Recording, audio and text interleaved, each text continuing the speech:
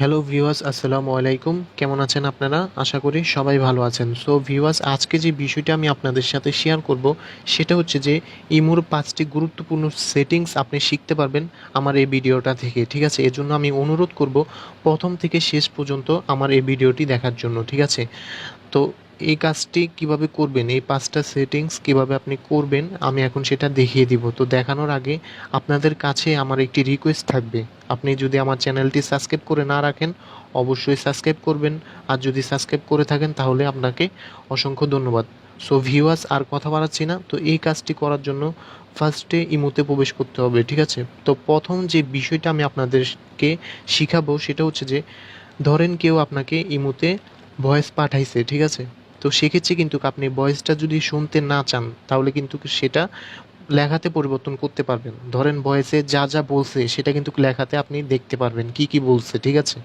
তো এটা করার জন্য আপনাদেরকে যে ভয়েসটা পাঠানো হয়েছে সেই ভয়েসটার উপরে ক্লিক করে ধরে রাখতে হবে, ঠিক আছে? ক্লিক করে ধরে রাখার পরে এখানে দেখতে পাচ্ছেন ভয়েস টু টেক্সট, ঠিক আছে? এটাতে ক্লিক করবেন। ক্লিক করার পরে এখানে দেখতে পাচ্ছেন নিচে লেখা আসতেছে কেমন আছেন, ঠিক আছে? ভয়েসে কি বলা হয়েছে আমি এখন সেটা দেখতেছি।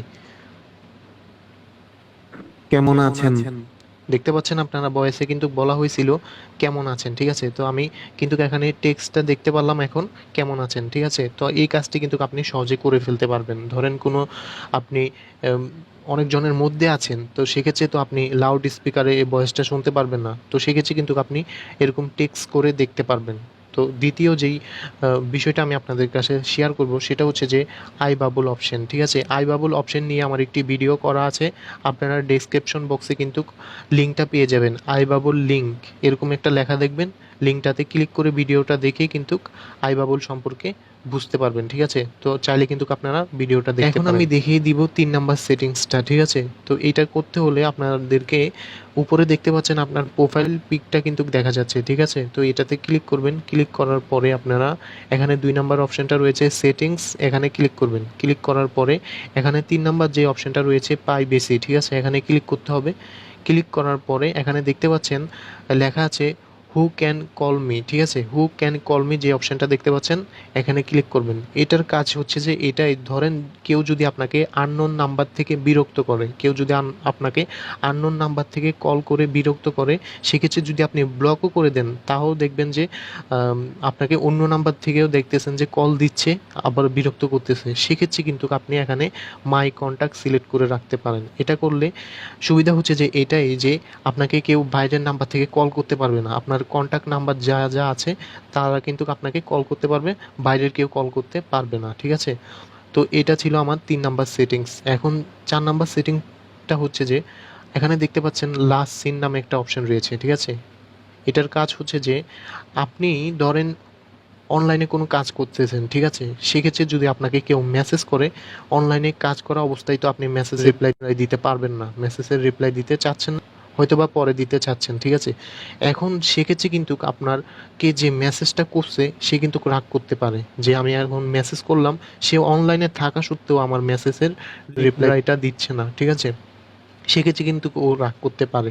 তো এক্ষেত্রে আপনি এখানে নোবডি যে অপশনটা রয়েছে, ঠিক আছে? নোবডি অপশনটা যদি সিলেক্ট করে রাখেন সেক্ষেত্রে আপনি যদি অনলাইন থাকেনও তারপরেও কিন্তু আপনাকে অফলাইন দেখাবে, ঠিক আছে? তো এই কাজটা কিন্তু আপনি করে রাখতে পারবেন। এটা কিন্তু আপনার অনেক উপকারে আসবে। তারপরে এখানে দেখতে পাচ্ছেন রিড রিসিপ্টস যে অপশনটা রয়েছে এখানে, এই অপশনটার কাজ হচ্ছে যে এখানে দেখেন আপনি ধরেন আপনাকে কেউ মেসেজ করলো, ঠিক আছে? এখন সেই মেসেজটা আপনি সিন করলে কিন্তু সে জানতে পারবে না। এখানে যদি আপনি নো বডি সিলেক্ট করে রাখেন, কেউ যদি আপনাকে মেসেজ করে, আপনি যদি সেটা সিন করেন তাহলে কিন্তু সে বুঝতে পারবে না আপনি মেসেজটা সিন করছেন, ঠিক আছে? তো এই কাজটি কিন্তু আপনি করে রাখতে পারেন। এই সেটিংসটা আপনি করে রাখতে পারেন, আপনার অনেক উপকারে আসবে। ৫ নাম্বার যে সেটিংসটা আপনাদেরকে বলবো সেটা অনেক গুরুত্বপূর্ণ একটি সেটিংস। সেটা হচ্ছে যে আপনি আবার ১ম এ এখানে যে প্রোফাইল পিকটা দেখতে পাচ্ছেন আপনার, এখানে আবার ক্লিক করবেন। ক্লিক করার পরে সেটিংসে যাবেন। সেটিংসে যাওয়ার পরে আপনারা এখানে দেখতে পাচ্ছেন অ্যাকাউন্ট অ্যান্ড সিকিউরিটি, ঠিক আছে? এটাতে ক্লিক করবেন। ক্লিক করার পরে ৩ নাম্বার যে অপশনটা দেখতে পাচ্ছেন ম্যানেজ ডিভাইস, এটাতে ক্লিক করবেন।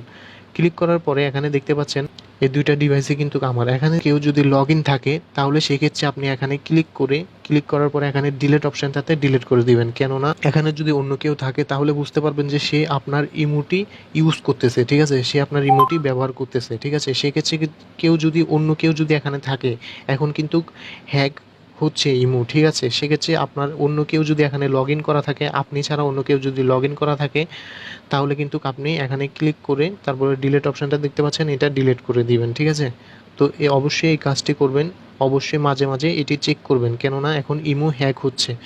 তো এই ছিল আমার ভিডিও, কেমন লেগেছে অবশ্যই কমেন্ট করে জানাবেন। অবশ্যই আমার চ্যানেলটি সাবস্ক্রাইব করবেন, সবসময় আমার পাশে থাকবেন, আমি এটাই আশা করি। এই বলে আমার ভিডিওটি শেষ করলাম। আসসালামু আলাইকুম।